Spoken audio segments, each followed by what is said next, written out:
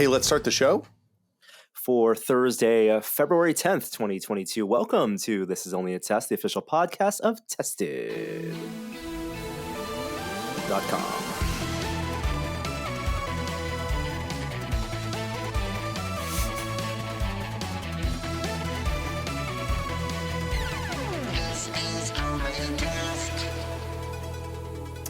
Hello and welcome to the show this week. You know, maybe we start recording on Thursdays. That's our thing, based on our schedules. Our schedules are, it turns out, beginning of the year, very busy, but we're very thankful that you out there, listeners, are here joining us. And by us, I mean yet another remix of the lineup.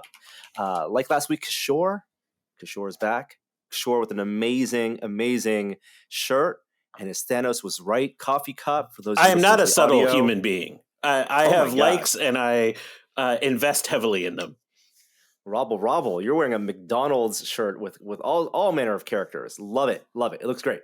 And then back on the show after many months, sitting in for Jeremy, who's out this week, is Will Smith. Hey, Will. I'm a lot beardier than Jeremy, it turns out. Well, your beard is also more tempered. The last time I saw you, maybe in person, you were just letting it grow. And it seems. It seems more shapen. I had to learn how to do the freehand groom like they do at the barber shop, because I'm still not comfortable with the mask off at the barber doing it. So I got a different set of clippers. I'm getting there. Are you doing dual wielding akimbo? No, that would be absolute bad. You're like, well, you got to keep it even, right? You just put the braces on. Exactly. Right. It's easy to have both left and right hands move simultaneously. Yeah. I know there's a lot of charts out there around the pandemic, but it's easier just to look at Will's beard. Like, you can see he's like approaching levels of like, yeah, I could go see people again. Like, well, okay. So my whereas feeling like is, 2 months ago, you're like, oh no, we got to stay inside. If I'm gonna live like a hermit for 2 full years, I might as well look like it, right? Like, why not? Why not grow a big stupid? Like, I had a ponytail at one point last year. I went all fully off the rails. It's not been good. Good to see you, and I'm glad you're healthy. I know you were recently you were in the hospital for some maintenance, we'll call it health and maintenance. Yeah, a little reaming and relubing. Everything's good now, though. Hey, everyone needs that now and again, right? Especially when we all get when the grays start coming in, and thanks, kids. But since we talked to you last, you've had a couple things come out into the world that you've been working on. So I'd love to catch up on that first. First of all, congratulations on the launch of the Anacrusis. Oh, thanks. I started in May at Stray Bombay, which is Chet, friend of the site, Chet Falisek's company studio, and we have been working on the Anacrusis. Well, they've been working on it for two years and change now. I obviously started last summer, but we made a video game that you can play with friends and shoot aliens in space. Kind of like Left 4 Dead, but a little more thoughtful and maybe a little bit more of a social space than Left 4 Dead is. Ultimately, is the goal. So, and that's out now. You can get it on Steam. It's on Xbox. We're on Game Pass. There are literally thousands of people playing at any given moment throughout the day. So it's real weird to have a game that thousands of people are playing at any given moment throughout the day. Jeremy talked about that a little bit of experience, and he's working with Micah over Other Ocean, and what it felt like to have a game go out into the world. And from that perspective, having reported on games for so long as a journalist, what was your experience on leading up to launch day and the days and weeks since launch in terms of building community, supporting the game, and working with the team to kind of polish the game throughout? Yeah, so my role, we're pretty flat at Stray Bombay. I generally am like the one person who doesn't check things into Perforce in the company. So that means I do communications and marketing and PR and oddly business development sometimes, and kind of whatever just needs to be done. It's always a trip logging into like the back end for the Xbox or for Steam and seeing how all that stuff works, and like looking at the CMSs and changing the like, as somebody who's worked in CMSs for 20 years now, 22 years, it's really weird to see like the back end CMSs for these services that millions of people use. Like, I got to push, we had a little bit of a server hiccup on the morning of launch. So I ended up being the one that pushed the build live on Steam, which was that's never good. That's never a good Slack pressure. message that you got that morning. Yeah. Will, what are you up to right now? Who has access and can push the button? Push the button. Wow. But yeah, no, it was good. We've let's see.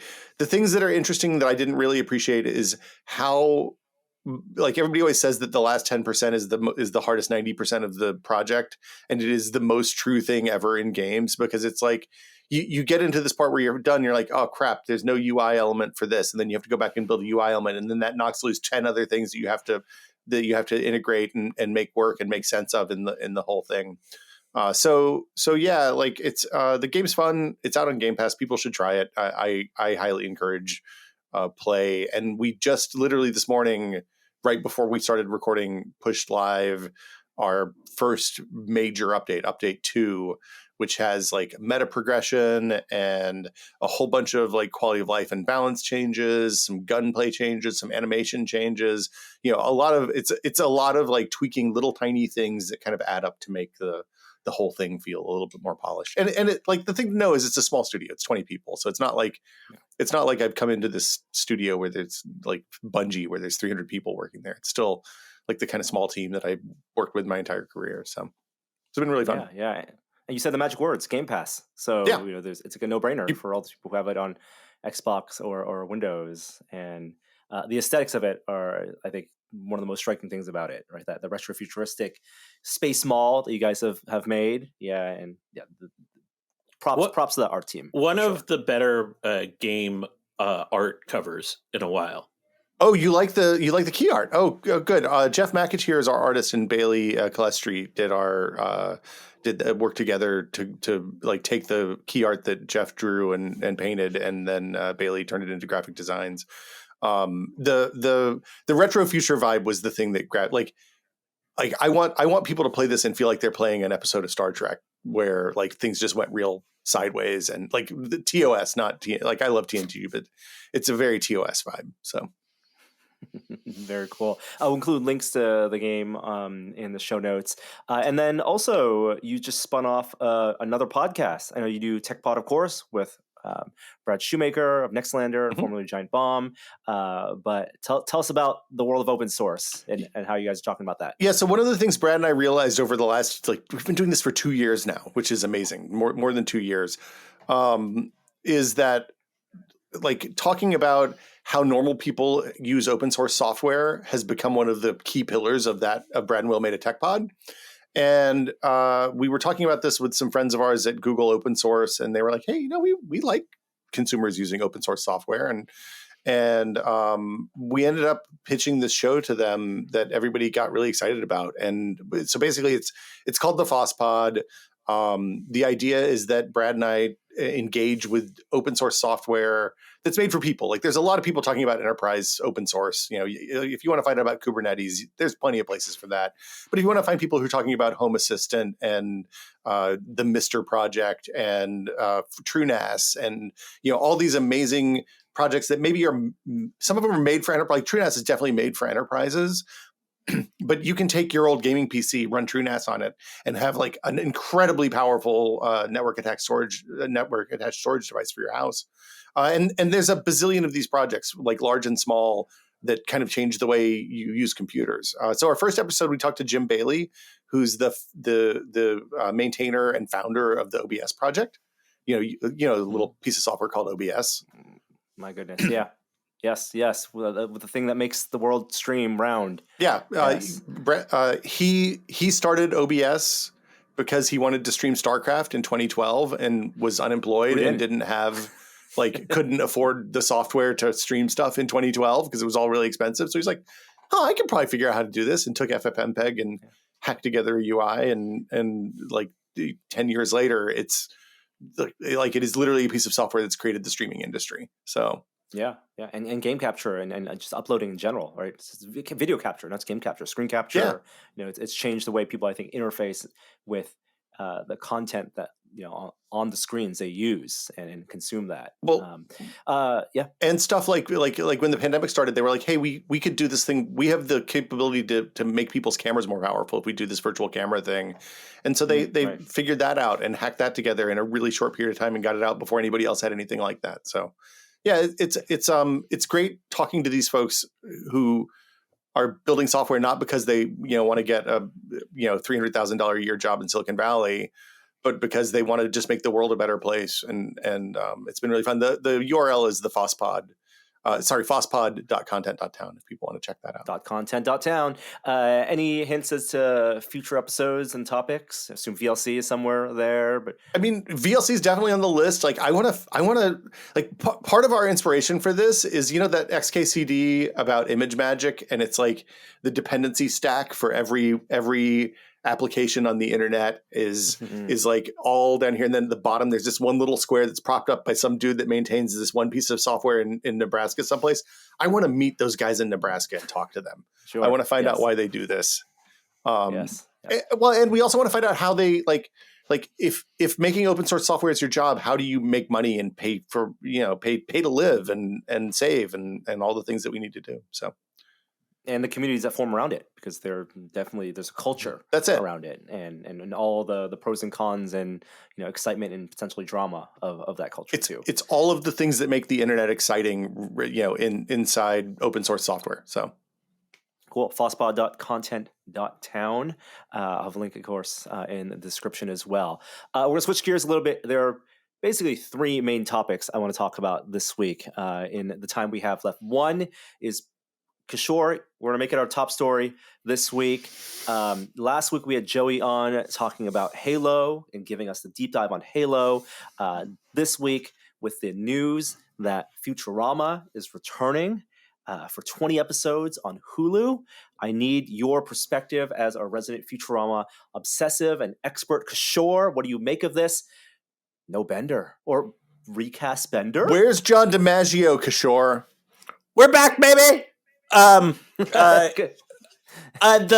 So first of all, David X. Cohen, who is the executive producer of the series, had the best quote about the Futurama revival. He said basically, I can't think of a better time that I don't want to think about the present than now. So what better time for Futurama to return? They negotiated for the entire cast to return, and John DiMaggio is a holdout right now who voices Bender and a number of other associated characters on the show, and it's just a pay dispute. From my perspective, okay.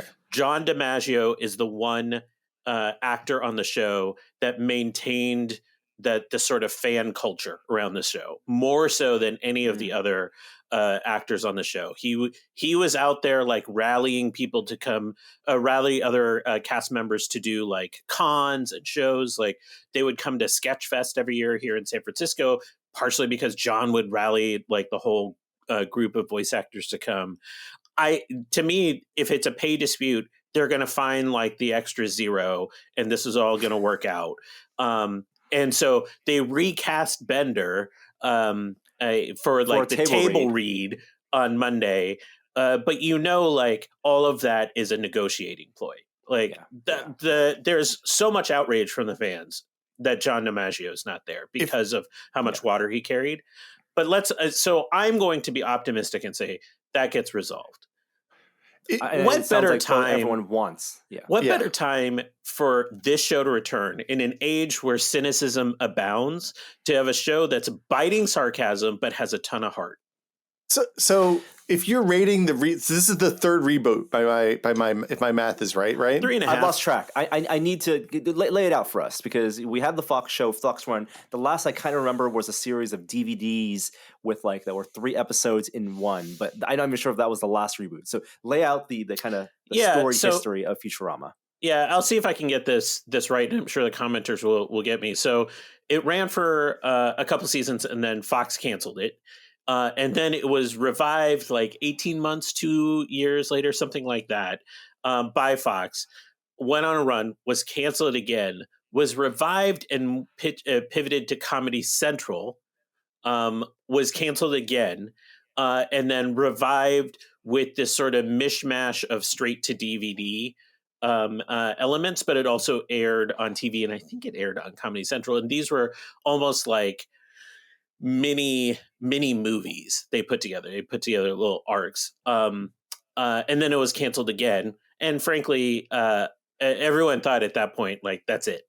But you can see every time you see the cast, they have such immense fondness for the show. And the producers, even like David X. Cohen's like, yeah, this is the best thing I ever worked on. And with that, they're always like, yeah, somebody will call us someday. We'll bring it back. And so somebody called them. So I'm all for this. Yeah, I'm there. I'm here. I'll give them a try. But the one thing I will say is, with every time they reboot, every time that the creative team there thought they were going to end, the show was ending due to cancellation, it seemed like they try to wrap up some of the emotional arcs of the story, whether it's Fry and Leela, or Bender, or and give the characters some measure of closure. And I feel like it's a little bit of never-ending story in my head, because I felt like those relationships we've seen reach the pinnacle already. So what at this point, is it just episodic, just kind of checking in with the gang? Like, where, as a Futurama fan, where do you feel like they still have yet to explore in the full arc of Fry? Don't care. I trust the writing room too much. Like, whatever you want. Like the best of Futurama is when they had biting commentary on the current moment, through the lens of what the world looks like 1,000 years from now, and did it with a little heart. And I feel like we're 10 years on from its last cancellation. Like, I feel like there's some things to be a little bit sarcastic about in this day and age. So I disagree, though. I disagree. I think that's one of the appealing parts of Futurama, for sure. The biting commentary. South Park does the same thing in terms of its commentary on, and they've made that their bread and butter. But I feel like the best part of Futurama was more the heart than the commentary, and I think they're going to be able to deliver on that. They delivered on that amidst all these like running cancellations that they constantly had. If you're going to trust any writing room, that's probably the one to trust, that they're going to find a way to deliver it. And if they don't, they'll just get canceled again, and it'll be fine. They've been there before. It's happened. Yeah. So, yeah. My question, Kishore, is if they do end up recasting Bender, if John DiMaggio doesn't get the zeros that he wants on the end of his paycheck, what metal do you recast Bender in? Wow. Okay. Yeah, I'm not tolerating this slander. Yeah, I don't think it's Futurama. I think if they recast Bender, there's only one way to do it. They have to recast Bender as Flexo, and not have Bender on the show, and just have Flexo go. But wasn't Flexo also John DiMaggio's voice? Yeah, but I mean, at least you can build the case. But the problem with Flexo is actually the good one. Well, yeah. Bender is the evil Bender. Yeah, of course, yeah. Yeah, I mean, the announcement just came out yesterday, but it sounds like if they're already doing a table read this coming Monday, the writing has already been happening. It's still ongoing, so it'll probably come out sooner rather than later, which is a good thing, which also puts the impetus on them to resolve the contract difference. If I recall, the animation takes a little time still, so I think it's going to be okay. Yeah, the animator's hands only go so fast. Yeah, no shortage of good animation these days. Even like Netflix renewed what was Inside Job? Disenchantment. No, Disenchantment. Right, Disenchantment. That's coming to a second season. It's a fourth part. Just started yesterday. Yeah, and South Park, to go back, has this weird thing going on because they signed this massive deal with Paramount Plus to do exclusive movies, like hour-long specials, for which they released, I want to say 2 of those already, but that's going to happen concurrently with the stuff that's happening on Comedy Central. But you don't need to watch one to know what's going on in the other, even though there's so much of it serialized. Is Paramount Plus still Viacom? Okay, so okay, it's all the same company. Yeah. Paramount Plus, CBS, Viacom, All Access. Yeah, it's all the same thing, except where the money, how the beans get sorted. Okay. Speaking of streaming, the other big thing I want to talk about is the Olympics are going on. I don't know if a lot of people are watching it. So much of it seems to be built because NBC has paid hundreds of millions of dollars for the exclusive rights for the Olympics. But as we saw last year with the Summer Olympics that were postponed a year, Peacock as a service was not necessarily the best platform to get all your Olympics content, not only because of time differences, but it just didn't seem like they met the moment. Now with the Winter Olympics, they have a second chance here. I've been watching some of it, not on Peacock, but on YouTube TV. I want to hear about what your experiences have been so far, if you guys are following it, and how you guys have been watching it in terms of quality, 4K, VOD, and on all that in a streaming world. So I love the Winter Olympics because it's like the Summer Olympics plus a lot more danger. Like, hey, instead of jumping 30 feet, let's jump 300 off of a giant mountain where we're going 80 miles an hour. It took me a while to figure it out this time, but the time zones work because they're happening in China, and the daytime there is like 9 o'clock at night here. So the morning events, you can get the live feeds on the USA channel where characters are welcome. And you get live feeds without all the schmaltzy video packages and without like the, hey, everybody's lives are horrible bits, because I'm good. We know it's all bad. But you just get to watch and you don't get to just see the Americans plus the people who win. So, when you watch the live feed on USA, you see the entirety of the snowcross, like all like 12 heats, and you get to watch people. Like I still think the snowcross, which is one where they go with like 4 snowboarders at a time down a track. I think they should give them crowbars or something. But other than that, perfect sport as far as I'm concerned. So shout out to USA Network because they rip.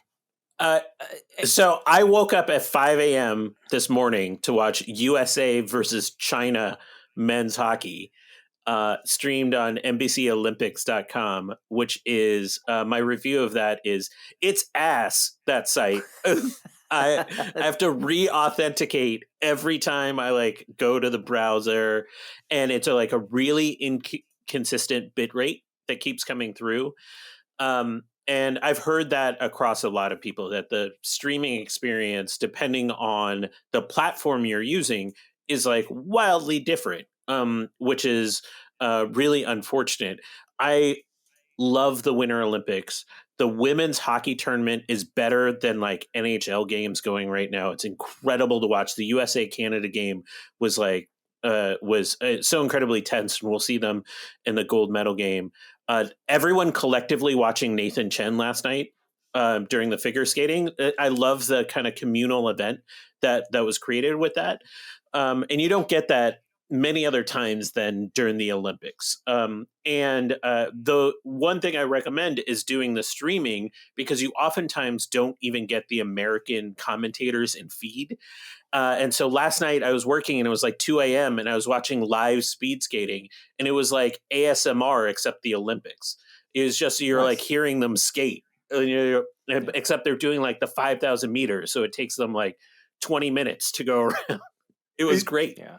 Like getting the non-highlight versions is so, like we watched curling the other night. Curling is so weird and fun, and like just watching the people, the Canadian commentators talk about curling and explain what's going on over a 45 minute to like hour and a half long match. It seemed like it went on for a long time. I don't know. I enjoyed it. I learned something. It was good. We're watching on Hulu, which has been pretty flawless aside from Hulu's traditional UI problems that it's just kind of inexplicable and you kind of have to muddle through until you find what you want. Are either of you watching it in 4K? No. So I'm watching the Olympics in 4K because I've been trying to figure out the state of 4K right now. I for sports, I chose to opt into the YouTube TV extra $10 a month 4K option, and it turns out there's not a lot there.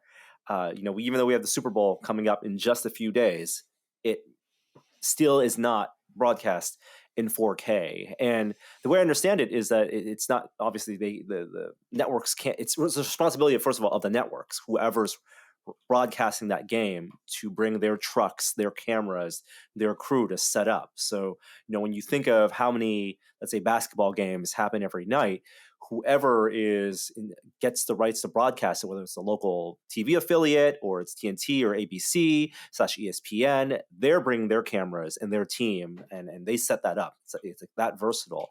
And the production suites that they have are still 1080, because it's not just about swapping in a broadcast 1080 to 4K camera, which in itself is tens of thousands of dollars, and the types of cameras that they use, but also everything from the graphics package, the high speed camera package, which, if you want slow motion in replays, that needs to be in 4K. So the mixing, the commercials, and that just isn't figured out yet. So the 4K sports that are on right now, I think Fox has done a few 4K football games they did over this past season. They kind of make it almost, it's not, you're never surfing for 4K. It's appointment television where you have to figure out when the next 4K broadcast is going to be for whatever sport you like. A lot of it's in college basketball.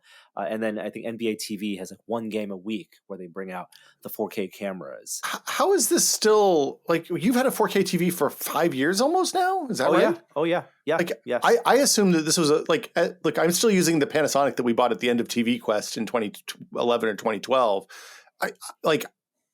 I'm shocked that this is still a problem. And it, quite frankly, it makes me feel pretty justified in the process that every time I think, oh man, I should look and get a new TV. And then I start looking at like the HDMI specs that are required to get 120 hertz and 4K and color, HDR color on consoles. And I'm just like, I don't want to fool with this. And then I just don't fool with it. And then I don't buy a TV and I still have the same TV after 3 cycles of looking. Like how is this still a problem, Norm? It boils down to, I think, a couple of factors. One, that transition from non-HD to HD was a mandatory thing, right? The government said we are removing spectrum for over OTA broadcasts in non-HD, and we are, as a nation, moving to 720p as a minimum. And OTA meant that you didn't need to rely on another infrastructure like bandwidth, like internet connection. So that was one thing. Two, when the move from like 1080 to 4K, and Netflix made a thing where all their production had to be in 4K for whatever shows or movies they decided to produce. It's easier for a production company to say they're going to do a TV show or a movie and have 4K as a standard than it is for a live event, because of, like I said, all the broadcast equipment and stuff, and they have to also cater to the down res versions, right? And then the equivalent of that next gen jump from when we did non HD to HD, it's called next gen TV, and that's something that's what is it? ATSC 3.0, I want to say it's called. That's not a mandatory thing. So they've created the standards nationally to say, if you want OTA 4K, these are the networks, that's the local stations and affiliates that are partnered and on board, and it's like 24 of them over the past year. It's not even in the Bay Area yet, and there's no uniformity across those stations. I assume to get that you'd need a box at this point, right? Yeah, let me tell you this. So you either need a box or you need a TV that supports it. So there are TVs like LG and Samsung, they make TVs with quote unquote next gen TV support only on the high end. So they're making it a premium checkbox feature, right? If you want to buy the sweet spot TV that most people shopping for 4K TVs today are looking for, that Vizio TV, or across the line of the LG OLEDs, the B class or the C class, that's not going to get next gen TV. Only the G class, or because putting the tuner in there is an added cost for them. They want to make sure they have the surcharge in there. So you're right. You might want to get a box with an antenna. Guess how those boxes work today? Remember in the old days, you bought a box, right? If your TV didn't have HD streaming, and you plug the antenna in, and you plug in what it go into, maybe a component port, right? If you didn't have HDMI on an old TV, because component could at least do 720, and then eventually it'd be an HDMI. The next gen TV streaming boxes, I believe there are only 2 companies in the US making them. You get an antenna, it takes in the next gen TV signal if it's available in your area, which may be an upconverted signal, maybe 1080 just upsampled, it may be true 4K, whatever it is, and it doesn't plug into your TV. It connects your Wi-Fi, and then you download an app on your Apple TV or your TV and stream it. So it's like an HD from your home run. Wi-Fi. It turns it into a streaming. A local streaming service. Does that mean you at least get like DVR and stuff like that, or no? Maybe that's part of the reason. Okay. It seems extremely convoluted. I don't know why they don't let you do a direct HDMI connection, and then maybe bit rates, like infrastructure. The even 1080 60p sports right now, you're talking about 50 megabits it can go up to on a good streaming service. The 4K stuff right now, true 4K, goes up to, what I have it, I did some testing, basically 85 megabits at 4K, and it's noticeable. Like the Olympics, which is good for NBC on making Olympics because they control everything. They want to sell Peacock. It is 4K. It is HDR. Ice skating in 4K HDR is incredible. Like the reflection, the shininess of the sequins on clothing, or the blades, or even the ice, just the shimmer of the ice in HDR, I think makes a bigger difference than the added pixels in the 4K resolution. Wow. So if you have it, I think I'm probably going to cancel it after the Olympics. That $10 a month. I don't want to make 4K TV appointment television and just turn on random, college sports or a sports game that I'm not invested in. But it's going to be a while. I think it's probably going to be at least 2 to 3 years before 4K becomes for broadcasts becomes like just a channel surfing experience. It seems like it's better to give Netflix your HD buck than broadcast TV your HD buck. Yeah. And if you're thinking of upgrading, like HDR is by far, I think, the better the benefit, the more impactful benefit. And they're often coupled. Dolby Vision is 4K plus HDR, but technically HDR10.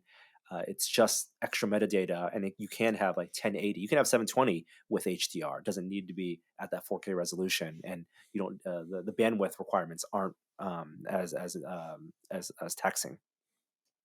But in terms of streaming, I did want to talk about a few things. Also, we're not going to talk about Mandalorian this week. We did spoilers the last 2 episodes, big time spoilers. But 2 or 3 of us have not watched the finale of the Mandalorian. Will, you're the only one who's watched it. You want to give a quick, maybe out of 10 rating?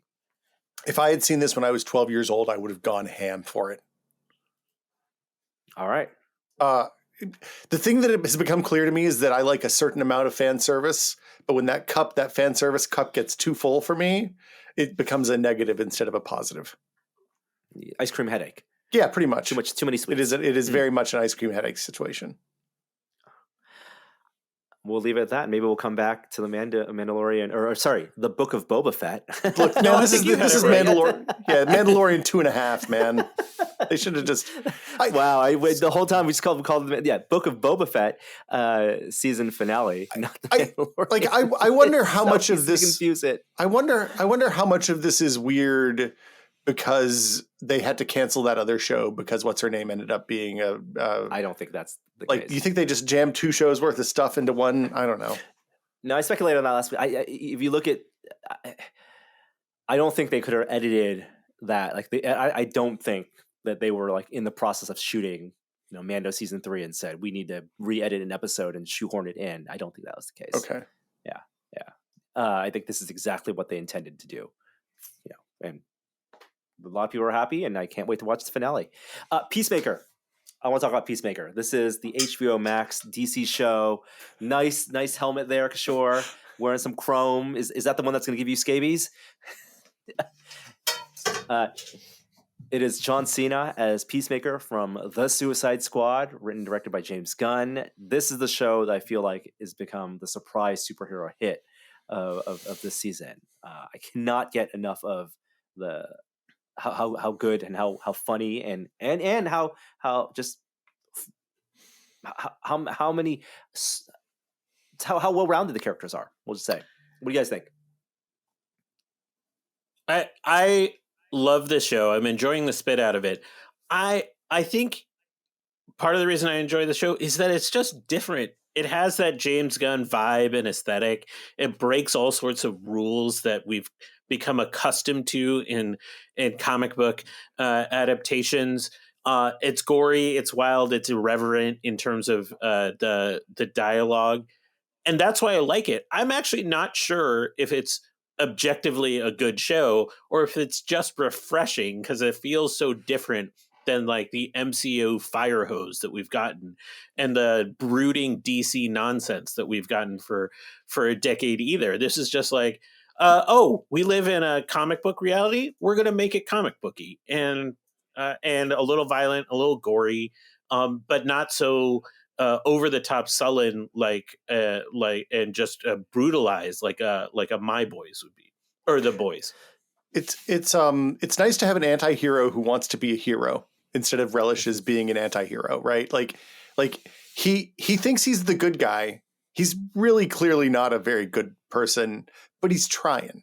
And that goes a long way. And he was the best part of that James Gunn Suicide Squad, I thought. I mean, arguably, Starro. I'll go say Ratcatcher 2. Yeah. And Bloodsport relationship. Look, sure. Okay, there were a lot of good parts of that Suicide Squad movie, but he was my favorite part of the James Gunn Suicide Squad because it was such a surprise to have like this presumably fascist superhero who turns out to just be trying to do right, but just be kind of a dipshit, and it works. It ends up being pretty charming. I mean, to be clear, they're villains. I mean, this is like DC's version of the Punisher almost, but with way more trauma. And I think the thing they balance really well is it feels still believable in the DCEU, wherever that is, with the references that they have, but it doesn't overly rely on like The Boys, the special effects of showing off these grandiose superpowers. The Boys is awesome because they successfully show off like an evil Superman and have all the basically their versions of the Justice League. But you can tell when they're going to spend money. They've spent money on this episode on a big effect where they're going to throw a truck at someone or have do a flying scene. And it feels like this show doesn't need that, and it still feels solid just on the strength of character and dialogue that carries it. Well, and the other thing that they do really well is it avoids the thing that happens on Book of Boba Fett especially, but even on Mando some, where it's like actors looking at something cool happening on a green screen or on the volume, whatever. Like this doesn't feel like it's shot big in a small way. This feels like it's shot big, small in a big, I don't know, my metaphor's bad, but the point is it feels like things are actually happening to the actors and they're not just sitting there looking at the effects to be drawn in later.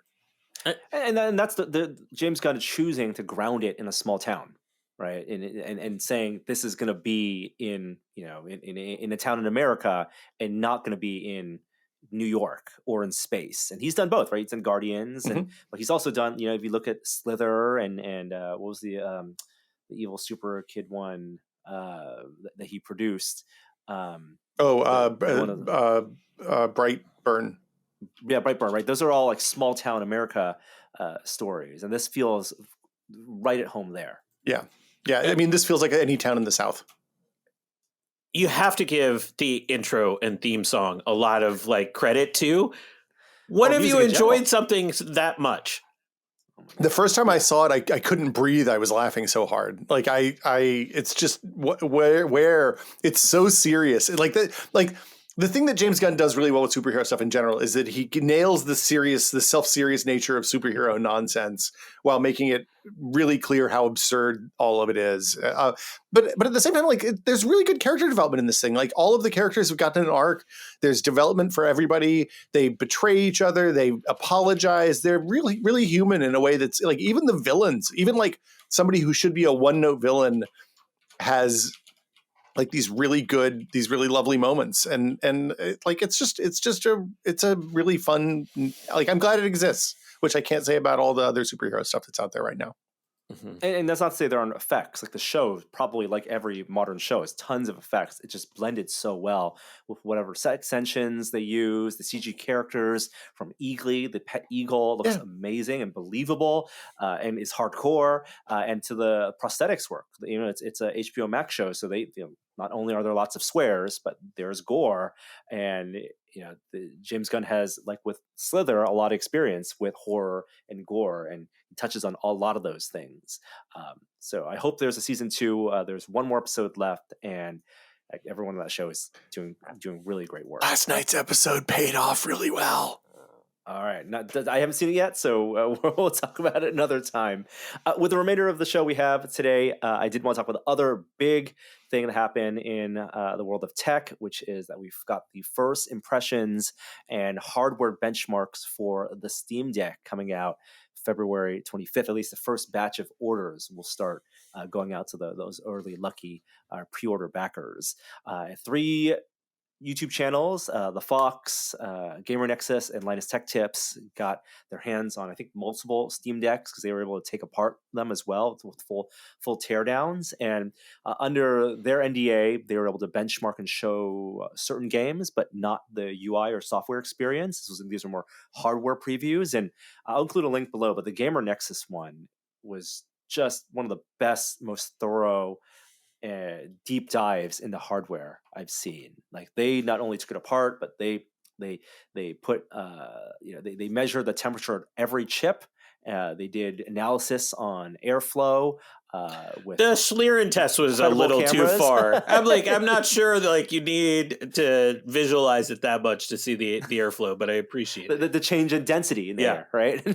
Like, they didn't really. There's no expounding on that, but basically, their takeaways, because they do this stuff for computer cases, for all sorts of SoCs and processors, was the thermal design of the Steam Deck, right, is one of the most important things. How can Valve, with their AMD chip, with a 15-watt cap, get you performance, and that sustained performance for 2 to 8 hours of a PC game running at from low, medium to high settings. And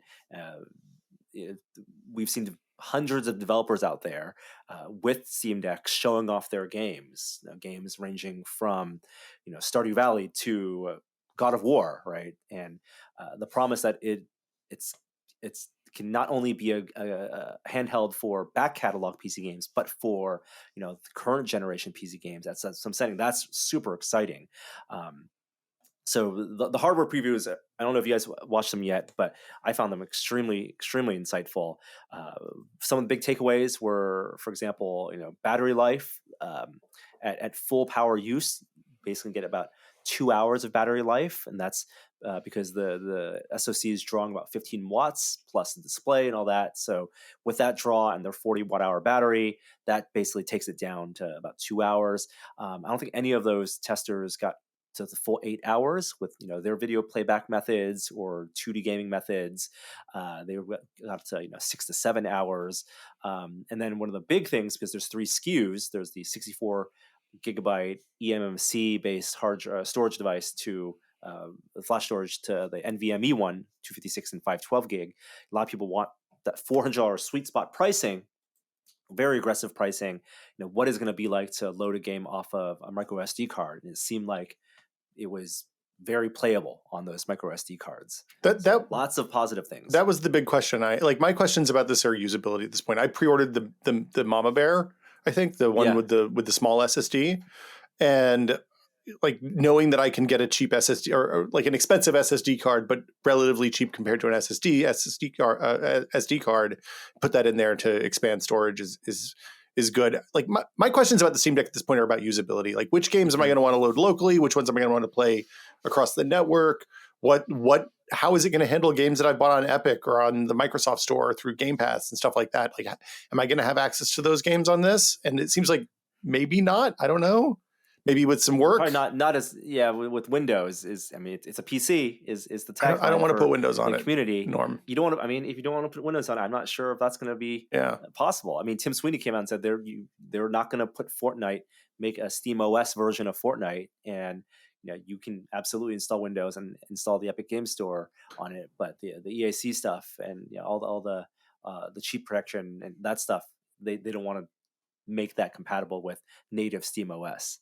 Well, I guess I'm thinking about what's my ratio of streamed to played locally, and something like Hades, where latency matters, I'll play locally and install it locally.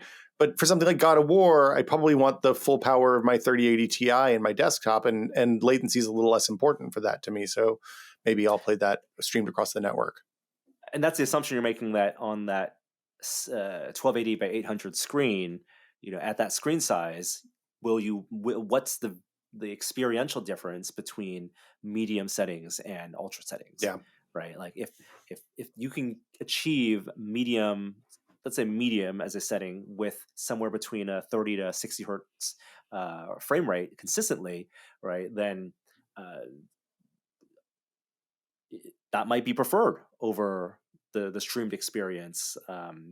But with streaming, you can do up or down sampling or super sampling. If you have a super beefy, if you've spent over $1,000 on a graphics card, and latency is not bad, and especially in a game like God of War, where it's not like you're not needing that type of latency for response, for button mashing. That's the trade-off. That's like the versatility I think the device offers, and it might be a personal preference, but those are the things that I think we'll be very excited to check out come the 25th. I am fully expecting that usability experience to slowly improve over time. Like the number of games I'm going to be able to play, some of the software components to that are going to make for a better experience are going to slowly improve. Even though it was mentioned in the videos, the thing I'm most concerned about is just how comfortable this is going to feel, what the controls are going to be like. Generally, the reviews are mostly positive, but it feels bigger to me. It looks a lot and feels a lot bigger. It certainly looks it. In terms of like how far my hands are going to stretch compared to something like the Switch. So, am I going to be able to have an hour on this thing and still feel generally okay? Because that's the difference between the games I have traditionally been playing on the Switch and what's in my Steam library. I want to play the Steam library games for like an hour and a half per session. So I'm actually worried about comfort more than I am about battery. Well, the Fox has a video where the title is the Steam Deck too big? And in the thumbnail, it's a big no. So at least to him, he's reassuring that it's not too big. And despite the photo comparisons you've seen with even the Switch OLED, which is the same size screen, Steam Deck looks a lot bigger, but you got to hope that Valve's taking that into consideration. Well, I mean, if it part of it is that the Switch it's flat, right? So it's hard to grip, and you have to buy some aftermarket grips or something, so you have something natural to hold on to. I'm hopeful. Valve's always been a little bit better ergonomics than that, so maybe fingers crossed. I don't know. We'll see.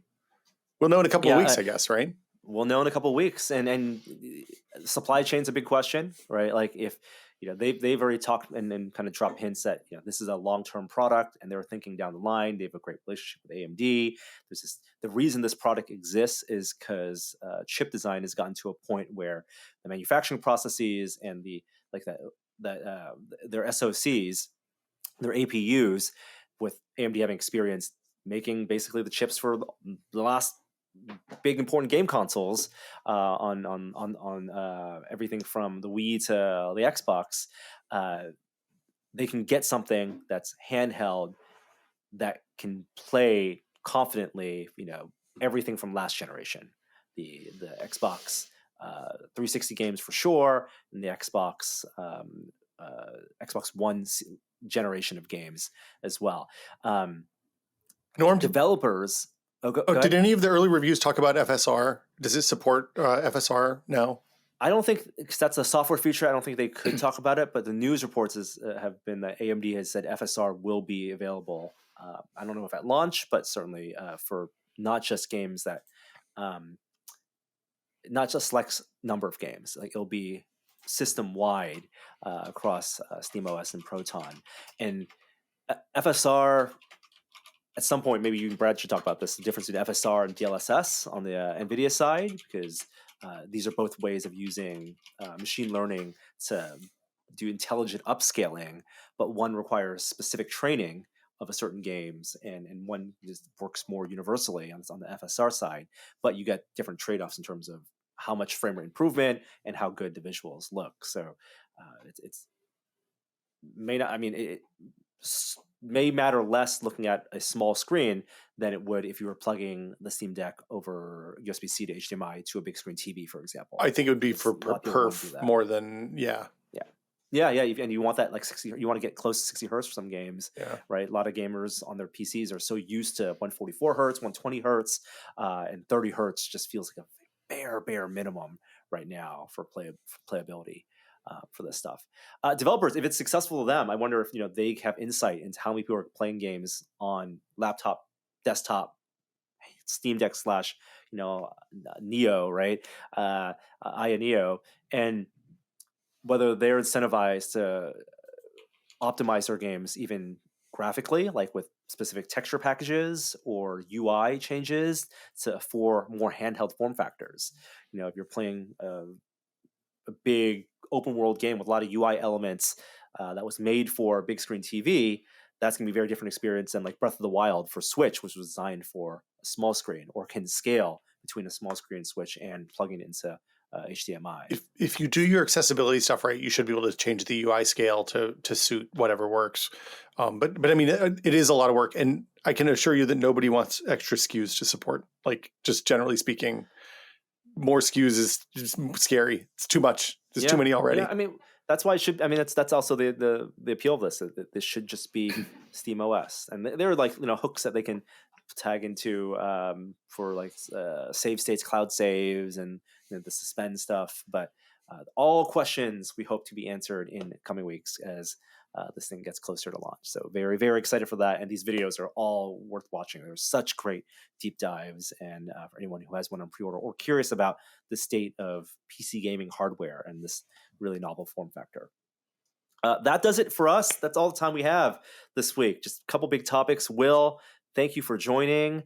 Of course, people can find you on social media, of course, on Twitter, as well as your 2 podcasts now. Yeah, it's a podcast network, Norm. We're just the Brad and Will Network. Content Town is booming over there. So I heard Neil Young's boycotting your network already. He's no. removed his. No, we're down with Neil. No. We're on the same side as Neil on this fight. Very good. You're on Tidal, right? Yeah. You guys are on Tidal. Yeah.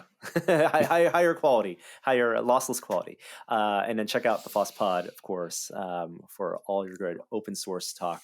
Kishore, any shout outs from you?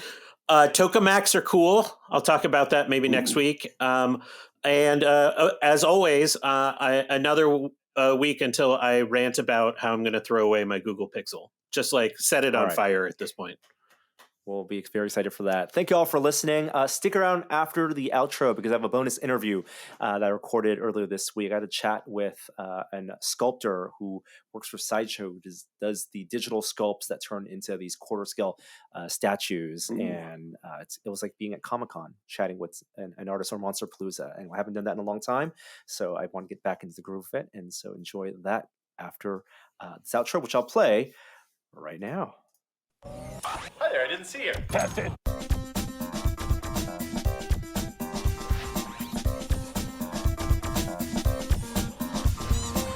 Do you think they will make a diaper-changing robot one day? Oh my goodness, I wish. I wish. Because the robot won't care if it's shat on. Probably on Kickstarter. This is where Judgment Day begins. Conversations like that the robots won't care being shat on. Still could use it. You're right. You're right, Kishore. That's why the robots will kill us all.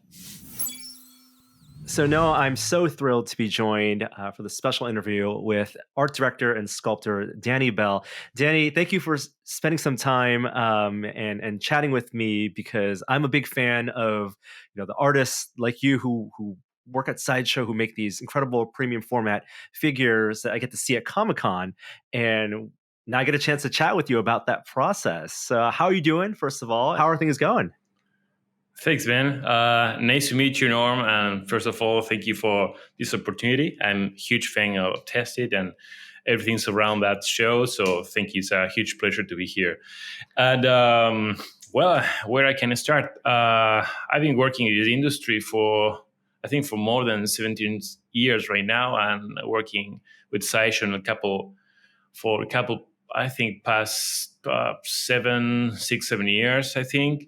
And we've been doing a lot of things. I think today we're going to talk about some of that stuff, recently stuff, and some other statues, like more at my beginnings at Sideshow. When I go to a place like Comic-Con and I see the big booth there with all these pedestals and all these incredible quarter scale, like premium format figures, and I always wonder, where does a design like this begin, right? Like where does the art direction, what is the process going from a concept, if you know you're going to do a specific character, to getting to a point where we can see it in person? So can you talk about that collaboration? Because I know it's not just one person; it's a team effort. But talk about the collaboration of how you create these unique looks for these characters. Okay, cool. So at Sideshow, we try to make the work environment relaxed and fun place in which all of us, we can feel free to propose ideas and concept. No matter how crazy they may seem sometimes, we will respect everyone's opinion. So in my particular case, I always try to, no matter what character it is, create them in the most fresh and unique way possible. And this is something that we can achieve by doing a lot of research and a lot of trial and error as well. We call this stage pre-production, and it is an essential to get nice designs, interesting poses, scenes, and to be able to tell the story, the character stories. And each part of the creative process is equally important. But when you work as a team, as you said, you have to know your weaknesses and your strengths, your ability, and know when you have to ask for help when you feel that other can do some part of the process that maybe it's not because you can't, but at Sideshow we count with artists with different specializations. They can do certain things, very specific things, and maybe it is when it's necessary, when you need it, when you really need it, is then when you have to say, okay, I need some help, and that's when the teamwork is really, really important. And also, I'm convinced that if you enjoy the process and you have the right people by your side, the result will speak by itself. So everything started in with the team, just throwing ideas, and then we just took it the best we think it is suitable for the character, and then is when all the process start. And you mentioned, poses are some of the things you collaborated on, and that's one of the things that I always catches my eye. I look at a character, whether you're doing, Gladiator Hulk or Thor, and the pose accentuates the anatomy of the character. These larger than life icons. Yeah. Can you talk about how you determine a pose to make it work for what, as a digital sculptor, eventually will be a physical object that has to obey the laws of physics. Yeah. Well, poses are something that take a long time to define. We work together with concept artists, and we explore countless of proposals until we finally find the one that believe is more suitable for the character in question. Or sometimes we want to do something in particular that we have in our minds, and okay, we say, okay, that's it. I have something in mind that I kept there for many, many times, and now is the moment to do it. But each character have a unique and distinctive way of standing, moving, jumping, attacking, etc. And that's why we have to look for references everywhere, from comic books from movies or photos of regular people doing something we want to represent in our sculpt. Or actually, sometimes I pose myself and my wife takes photos of me acting as the character. Sometimes I can't, just for posing, not as body type, because I need some muscle growth to be able, like a quite reference for my characters. But at least it's something that it's a process. It's a fun process.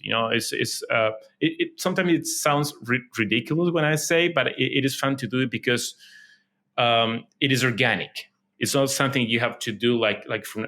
You can do it from A to B to C, like in different type. Every character is just different. So every character represents a new challenge.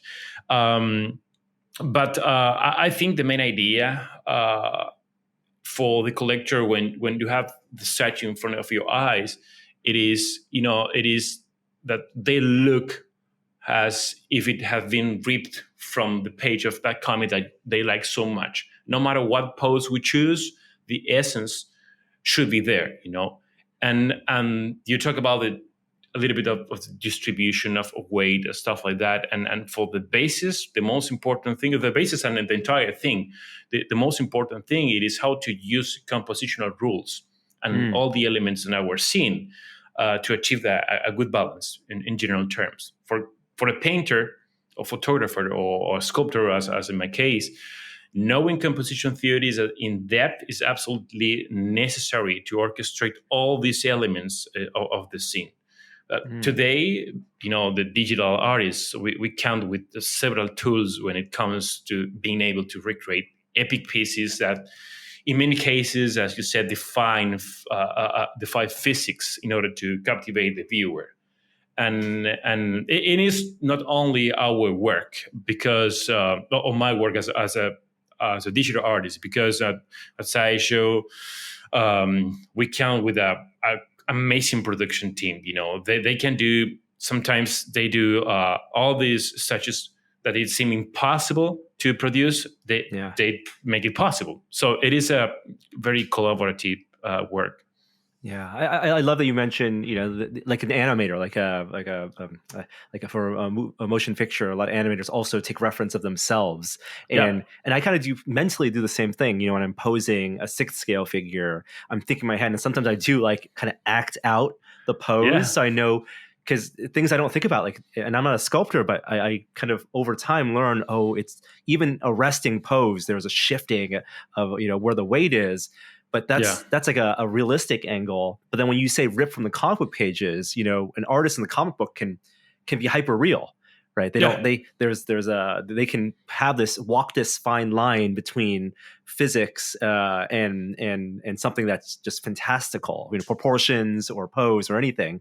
And with a statue, you can also walk that line because you can have the body formed in a way or posed in a way that with a bendable, with a posable figure, you might not be able to get, because you can't get an arm over a head or the joints. Yeah, you have some restrictions. Yeah, and that's I love that difference between what you can do with a fixed statue, with a carefully designed pose, and then what we can also do with a posable figure. Well, something when I walk through Comic-Con again, and then I see these figures, it's also, they're in the middle of an open floor, right? The pedestals, the statue garden, I sometimes call it. It lets me walk around a figure as well. And, it's something when I have a statue at home, sometimes they get pushed against a wall, right? Because that's just how space works. But as a sculptor, do you think about all the different angles and in your head, you hope that they're, the collectors are displaying them so that they can appreciate all the different sides of it? Yeah. Well, that's a very challenging thing to achieve, and just to illustrate why, let's think, for example, in a painter who does art, but in 2 dimensions, and no matter how hard you try to find all angles of view, it is plain, and that's it. It is not better or worse. It's just a different type of art. But for us, when we add the 3rd dimension, so it is, it is there. That is when everything gets more complicated, because every figure has a characteristic front view. We represent them and we took photos, and when you're going to buy it online or you can see it the first time, it has that front view. But the idea is to make all the rest of the angles that look as good as the main angle. And unfortunately, I would love to tell you the secret of how we achieve that, but there is no secret or science behind. There is only the only way to make that happen is with a lot of trial and error and observation. Because when we arrange to make it look good from one view, not necessarily is going to look as good from the rest of the angles. That's why we rely heavily on composition rules to generate points of interest from each view.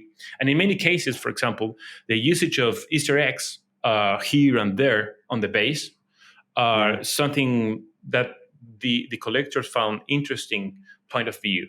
because it caught the attention. So we can capture that attention, and we put some stuff that usually are objects that have relevance in the characters' stories. And this is one of the maybe probably the biggest challenge of each project. But with the time and dedication, it's possible to generate interest from every point of view, I think. Yeah. And even when you talk about taking the pictures, I do a lot of taking photos of the figures I have. And when you change even like the focal length of a camera, right, you're not just zooming in, the whole silhouette can change, right? Yeah, what becomes everything can obscured, change. right? And so like, I imagine it, like you said, through trial and error, you have to make these things look dynamic even when you're changing these focal lengths. I want to talk about a piece that you just worked on that's an iconic piece in comic book history, because it's a representation of Batman from The Dark Knight Returns. Right? Dark Knight Returns, the Frank Miller comic book, the graphic novel. It's that shot of him jumping with the lightning behind. And talk about that one, because that one has a specific origin, right? That you're kind of citing and referencing, but you're also turning it into a 3D object. So talk about that process. Yeah, well, for that particular piece, the idea was to somehow pay tribute to that fantastic comic book cover, as you mentioned. And of course, I also tried to represent that old, retired Bruce Wayne, damaged, but still badass Batman, who decided to come back again to impart his justice as the only way he knows. So that's kind of the look he has. It's damaged. Is a old man. His body is bulky. It is kind of the same way Frank represented in the comic. So the comic was not only a great help in terms of storytelling, because part of the story, when you read the comic, when the people read comic, they want to see some of that in that statue, even if you're talking about something that it doesn't move. It is just a statue, it's static. But if you play with some dynamism and with, as I said before, with composition, you can tell some story. You can demonstrate or you can display or try to achieve some movement without being moved. So it was the comic was also a great source of inspiration to portray the character as one feels and sees in the graphic novel. It is probably not the classic Batman that everyone may know, but from a point of view, it's perhaps one of the best Batman comics, and we put a lot of effort in order to represent him the best possible way. We not only put the Joker in the base, which is a kind of representation of a gargoyle in stone, is breaking in half. One part of the Joker, it is broken and is damaged, and the other one, it is, if you take a look from the right, it is like a knit. The other one, it is broken, and this is like this duality of Batman and Joker, that he needs him, but at the same time he fights against him. Both are the same in that sense, and the lighting in the statue also, it is to pay tribute to that comic. So it was a huge challenge, but I'm really proud about the work we did on that statue. I hope people like it too. Yeah, and a character like Batman, there are so many different interpretations. It's part of like the mythology of the character. You're trying to capture the essence of the that character, that representation. So whether it's Dark Knight Returns, you're reading the graphic novel, and even though it's one pose, you're trying to capture everything that the reader might know about having read that story in that character. But you're also adding like details that that you can add because you're sculpting it, and it's not just the page of a comic book. And in something like Batman Beyond, for example, right? Mm-hmm. Origin is a cartoon, right? And it's like cell shaded style for the TV. But as a fan, I'm like kind of adding details in my head. What would that suit look like in real life? You have a chance now to turn that into a premium format figure. How do you go about then adding contours, seam lines, all the details for that, when the origin of it, the source material, is kind of a flat design? Well, in the case of Batman Beyond, the idea was to try to simulate a character with a suit that mixes an organic and technological vibe at the same time, but classically, in a classic way. We didn't want to make him feel like he was a robot with a Batman face. I've seen many representations, and I love all of them, most of them, but sometimes it looks like he's a robot. He's like I don't know. It looks kind of weird. So we said, okay, we are going to take more references from the book, from the comics, and from the series, from the animated series. So it was more like he has this exosuit that gives him unique abilities, like moving at high speed and flying, among other cool stuff he can do. So there is a principle that I usually use and I apply to the statues, and this is a perfect example. That if you take a look from, let's say, a medium distance, you will immediately recognize him, because in this case he's almost plain black with some red touches, like in the logo chest and the wings. The eyes will pop because they're white. So from that far medium distance, you will recognize and you will say, "Oh, that looks like the one from the comic." But then when you take a close look, you will find out. You will discover all these lines that make patterns and subtle textures, and stuff like more detail. And as always, the idea is to represent the character in the most attractive way possible, but never losing the essence of who he is and what he represents to the fans. Because as we said before, you want to see a character that is ripped off from that comic, and not just another kind of representation, a vague representation of him that it doesn't look like you feel he should look. Right. And I'm sure you push the details, and then find the right moment to pull back just so you strike that balance. So it's like it's not too busy, so you have that medium, like the silhouette is recognizable, but there is still more detail when you get closer and closer and closer to a point. Yeah, 100%.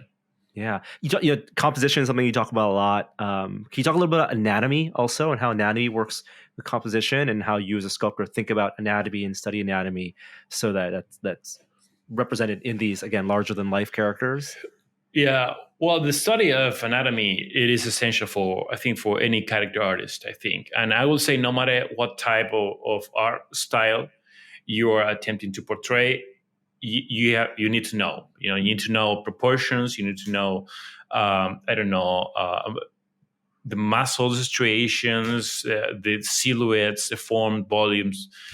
Many people believe that musculature is only to represent superheroes and Greek gods, but the reality is that a good usage of the shape and volumes can make even the simplest poses going from something boring to something really interesting to see, just with a good usage of the anatomy. Even anatomy is not just knowing how to sculpt muscles. It is knowing how and when they come into action, depending on the effort being made. That, for example, you can capture a movement, an action, if you do it properly with anatomy. I mean, because when you do something with your bicep, your tricep will be relaxed, and it is the opposite. But if you make everything like in tension, it looks kind of weird. So when you can add some of these subtle things, I think people can recognize it and they like it, and sometimes they don't even why they like it more than all the things, because it's like something inside of us. It's we see it every day in our regular days, but maybe we don't distinguish what exactly is happening because we are not studying that, but we can recognize it. Right. So it's kind of, for example, if you want to make an angry character, you do like a muscle with stress and tension. But if it's calm, you have to make the muscle relax, and it will be. You don't have to do everything like intentional all the time, because you are trying to represent body gestures. You want to represent I don't know if he's really angry or if he's just mad or if he's, I don't know, any other kind of emotion. So in many cases, and especially working in the world of comics, you don't always want to be really precise and realistic to follow each anatomy law to the letter. But I think if you can always challenge the law and you want to break them, you first have to know them in order to achieve a better result, Yeah.